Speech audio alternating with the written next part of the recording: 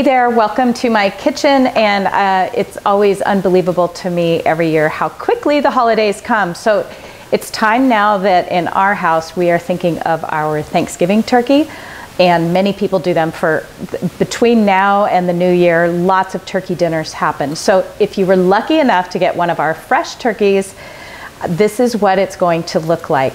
And I love to do these videos because so many of you tell me that you're kind of squeamish about handling meat or the whole turkey, or you're afraid you're going to drop it or whatever. So I just want you to know that it's okay to just dig in and handle it. You can wash your hands afterwards. There's no diseases when you have a pasture-raised turkey that's moved to fresh grass every day. There's no pathogenic bacteria whatsoever around it. So it's beautiful. This is what it looks like when you get it from us and take it out of the bag. The other thing is you just reach inside with your hand in the cavity and pull out the neck. This has lots of beautiful meat on it, and this is going to go in a pan of water, and I'm going to start a turkey stock to make our gravy. It'll go right in with some broth that's already made, so we have lots of gravy because we have a big family dinner. So be sure and save the neck. There is tons of meat on there. It will make delicious gravy. So this is very valuable. So make sure you pull that out and use it. Then you've got the liver and the heart. And again, if you're squeamish, look at this. Don't be. This is a beautiful, the turkey liver is about 3 times as big as a chicken liver. I'm going to take both these things and put them in, into a liver pate and use it as an appetizer for Thanksgiving. I do this every year. We have that pate recipe on our website too. If you Google Champuig Creamery liver pate, a lovely simple pate recipe comes up, and everyone who comes over loves to snack on this before dinner. So don't let these go to waste because they are gorgeous things that are really hard to find and so packed full of nutrition. All right, so you've got your pastured turkey. It's really good to brine it. I don't know, I've been cooking turkey dinner for probably 25 years. Probably started brining it 10 or 15 years ago, and I will never go back. It makes it so much more juicy and flavorful. I use a very simple brine. You can get fancy. You'll see all kinds of recipes for fancy ones, which I've tried, but I continually go back to the very most basic brine of I use 2 cups of salt.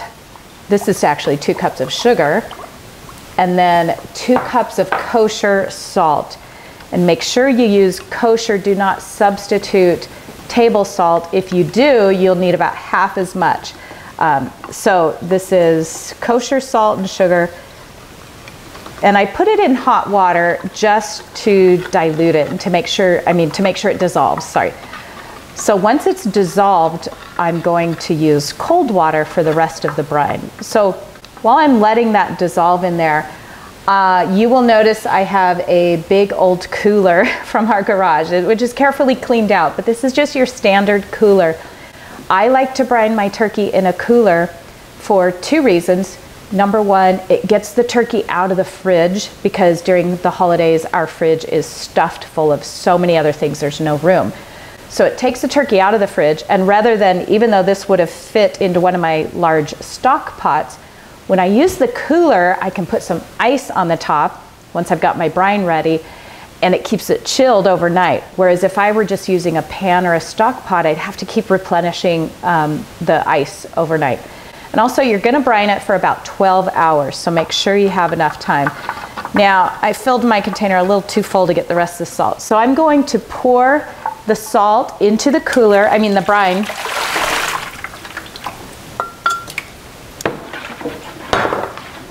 And the rest of the salt. So it's 2 cups salt, 2 cups sugar. We have the recipe right there for you. And now I will finish filling the cooler to about 4 gallons total. The rest of the water I put in is going to be cold water. I will continue putting the 4 gallons into the cooler here. Then when you've got your 4 gallons in there, go ahead and take your turkey. Just grab onto it. I hear people dropping their turkey. It slides across the floor, the counter. Just grab on really super tight. You're not gonna hurt anything. This is about an 18-pound turkey. Most people average like a 12 to 14 pound, but whatever you have, giant or small, put it in the brine, and you want to make sure it's submerged, and then I pour my ice right on top. That keeps the water chilled overnight, and then just put your regular standard cooler lid on the top.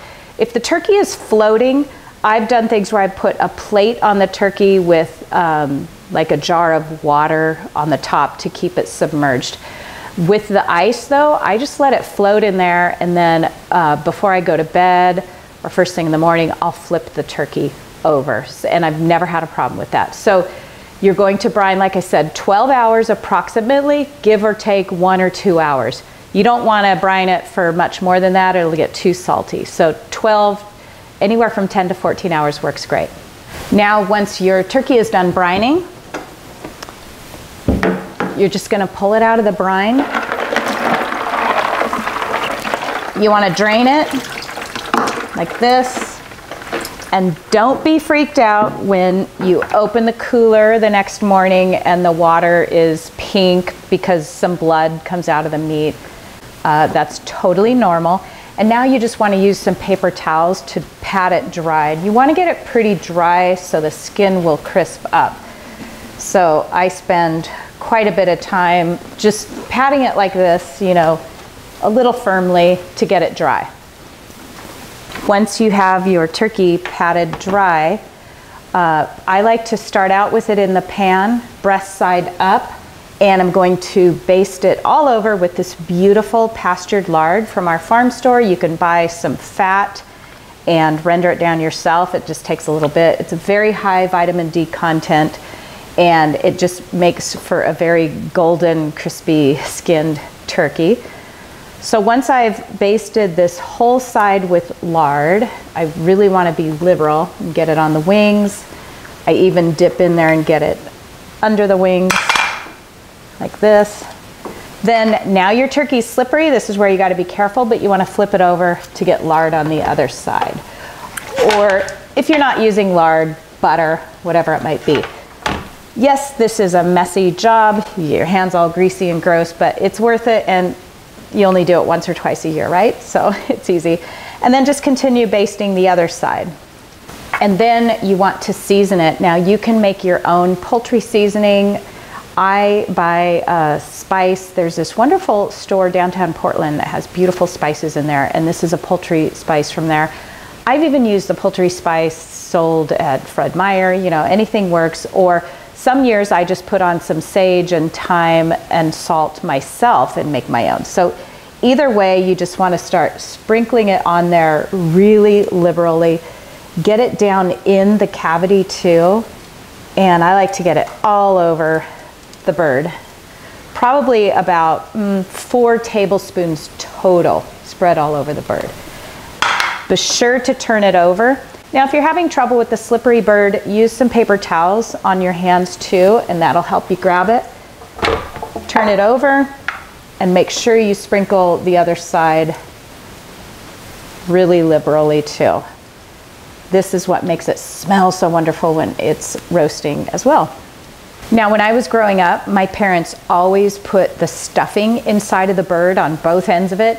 But we've stopped doing that the last 15 years or so. I think the bird just cooks a little more evenly without it. So we cook our stuffing separately now. And I think most experts will say the same thing. It's better. You can still put some things in the cavity of the turkey. There are all kinds of different recipes for that too. I kind of like the savory things like an onion and a handful of carrots and celery right in the cavity, and several sprigs of fresh thyme. And again, you just want to get in there and stuff it in there. And I like to put it in both ends. Just a handful of these vegetables I've cut up there, and a big liberal handful of fresh thyme. Put that in there, and that helps with the flavor. And then the rest of the vegetables I just put around the roasting pan. And I'm going to put the thyme on top. Okay, you don't have to get this. In my opinion, you can never have too many herbs, so I just take the rest of the time and put it around in the pan. I'm going to finish it off with about a cup of water. And then this goes in our oven on 350 degrees, probably for about a total of 3 hours. And this is a beautiful, lovely roasted turkey. Took about 3 hours from start to finish. It smells so wonderful.